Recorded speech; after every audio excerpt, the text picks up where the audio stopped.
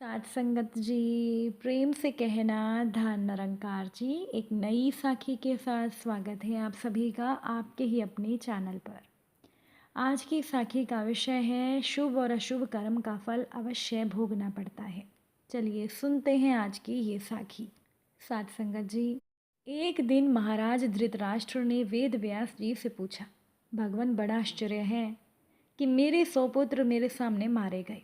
मुझे अपने पिछले 100 जन्मों का स्मरण है कि मैंने एक भी पाप नहीं किया, फिर मेरे 100 पुत्र मेरे सामने मृत्यु को क्यों प्राप्त हुए। वेदव्यास जी ने कहा, मूर्ख, तू तो जब से सृष्टि बनी है तब से जन्म ले रहा है। उससे पहले के कल्प में तूने क्या किया तुझे क्या पता। महाराज धृतराष्ट्र के अंतःकरण का अंधेरा छटने लगा और उन्होंने वेदव्यास जी से अपने 100 पुत्रों के मारे जाने का रहस्य बताने की विनती की। वेदव्यास जी ने कहा, 100 जन्मों पूर्व तुम भारतवर्ष के एक बहुत ही प्रतापी और धार्मिक राजा थे।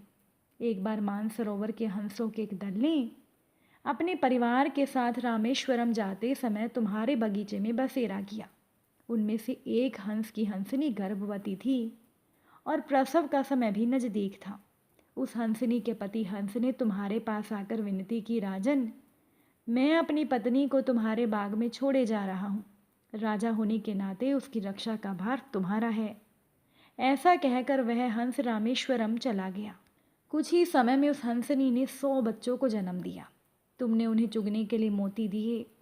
एक दिन तुम्हारे रसोइये ने एक हंस के बच्चे को पकाकर तुम्हें खिला दिया। तुम्हें वह मांस बहुत स्वादिष्ट लगा और तुमने बिना विचार किए रसोइये को आज्ञा दे दी कि इसी प्रकार का मांस प्रतिदिन पकाया जाए।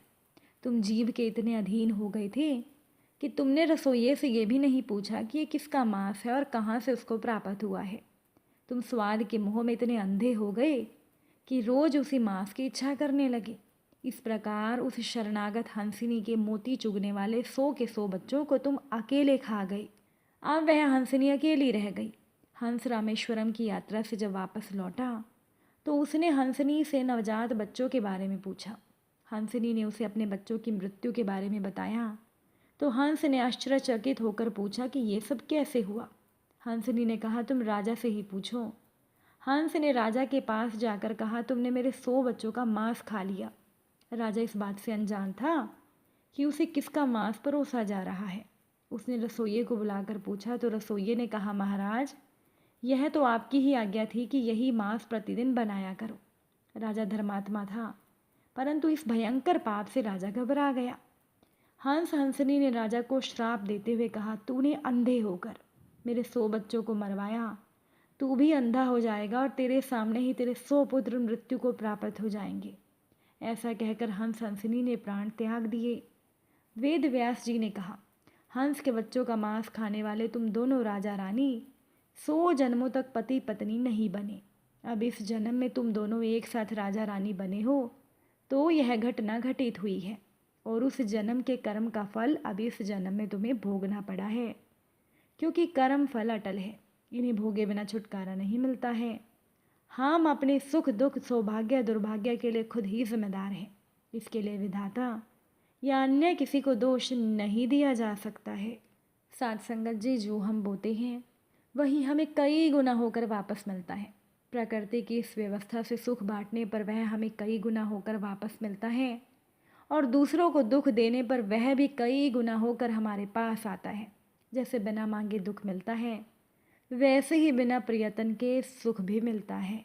अब एक व्यक्ति को उसकी पत्नी ने कहा, आज कुछ न कुछ घर में कमा कर ही लौटना, नहीं तो घर में आने नहीं दूंगी।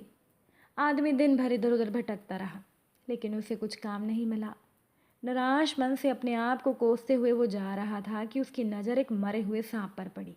उसने एक लाठी पर सांप को लटकाया और घर की ओर जाते हुए सोचने लगा कि इसे देखकर मेरी पत्नी डर जाएगी और आगे से काम पर जाने के लिए मुझे नहीं कहेगी। घर जाकर उसने सांप को पत्नी को दिखाते हुए कहा, ये कमा कर लाया हूँ। पत्नी ने लाठी को पकड़ा और सांप को घर की छत पर फेंक दिया। वह सोचने लगी कि मेरे पति की पहली कमाई, जो कि एक मरे हुए सांप के रूप में मिली, ईश्वर ज़रूर इसका फल हमें देंगे, क्योंकि मैंने सुना है कर्म का महत्व होता है, वह कभी व्यर्थ नहीं जाता। तभी एक बाज उधर से उड़ते हुए निकला, जिसने चोंच में कीमती हार दबा रखा था। बाज की नज़र छत पर पड़े हुए सांप पर पड़ी तो उसने हार को वहीं छोड़ दिया और वो सांप को लेकर उड़ गया। पत्नी ने हार को पति को दिखाते हुए सारी बात बताई। अब वो पति अपने कर्म के महत्व को समझ गया था। उसने हार को बेचकर अपना व्यवसाय शुरू कर दिया और कल का एक गरीब इंसान आज का एक सफल व्यवसायी बनकर इज्जत की ज़िंदगी जी रहा है। साथ संगत जी, किसी ने बिल्कुल ठीक ही कहा है। जीवन में बिना कर्मों के किए हमें कुछ भी नहीं मिल सकता। इसीलिए हमेशा कर्म के महत्व को समझते हुए कर्म करते रहना चाहिए। एक बार की बात है कि भोज के लिए एक व्यक्ति ने एक बार एक बकरे की बलि चढ़ाने की प्रक्रिया शुरू कर दी। उसके बेटे बकरे को नदी में स्नान कराने ले गए। नहाने के समय बकरा एकाएक बड़ी जोर से हंसने लगा, फिर तत्काल दुख के आंसू बहाने लगा। उसके इस विचित्र व्यवहार से चकित होकर बेटों ने जब उससे ऐसा करने का कारण जानना चाहा तो बकरे ने कहा कि कारण वो उनके पिता के सामने बताएगा। व्यक्ति के सामने बकरे ने बताया कि उसने भी एक बार एक बकरे की बलि चढ़ाई थी, जिसकी सजा वह आज पा रहा था। तब से 499 जन्मों में उसका गला काटा जा चुका है और अब उसका गला कटने की अंतिम बारी है। इस बार उसे एक बुरे कर्म का अंतिम दंड भुगतना था, इसीलिए वह प्रसन्न होकर हंस रहा था। किंतु वह दुखी होकर इसीलिए रोया था कि अगली बार से तुम्हारे भी सर 500 बार काटे जाएंगे। उस व्यक्ति ने बकरे की बात को गंभीरता से लिया और उसकी बलि की योजना को स्थगित कर दिया तथा अपने बेटों से उसे पूर्ण संरक्षण की आज्ञा दी। किंतु बकरे ने व्यक्ति से कहा ऐसा संभव नहीं है, क्योंकि कोई भी संरक्षण उसके कर्मों के पाप को नष्ट नहीं कर सकते। कोई भी प्राणी अपने कर्मों से मुक्त नहीं हो सकता। जब उस व्यक्ति के बेटे उस बकरे को लेकर एक स्थान पर पहुंचने वाले थे, तभी रास्ते में सड़क किनारे एक पेड़ के शाखा पर नरम नरम पत्तों को देख ज्यों ही बकरे ने अपना सर ऊपर किया, तभी एक वज्रपात हुआ और पेड़ के ऊपर पहाड़ी पर स्थित एक बड़े चट्टान के कई टुकड़े छिटके। एक बड़ा टुकड़ा उस बकरे के सर पर इतनी जोर से आ लगा कि पलक झपकते ही उस बकरे का सर धड़ से अलग हो गया। साथ संगत जी, तभी तो कहा गया है, प्रभु बैठे आकाश में लेकर कलम दवात, खाते में वह हर घड़ी लिखते सबकी बात। मेरे मालिक की दुकान में सब लोगों का खाता, जितना जिसके भाग्य में होता वह उतना ही पाता। क्या साधु क्या संत गृहस्थी, क्या राजा क्या रानी, प्रभु की पुस्तक में लिखी है सबकी कर्म कहानी।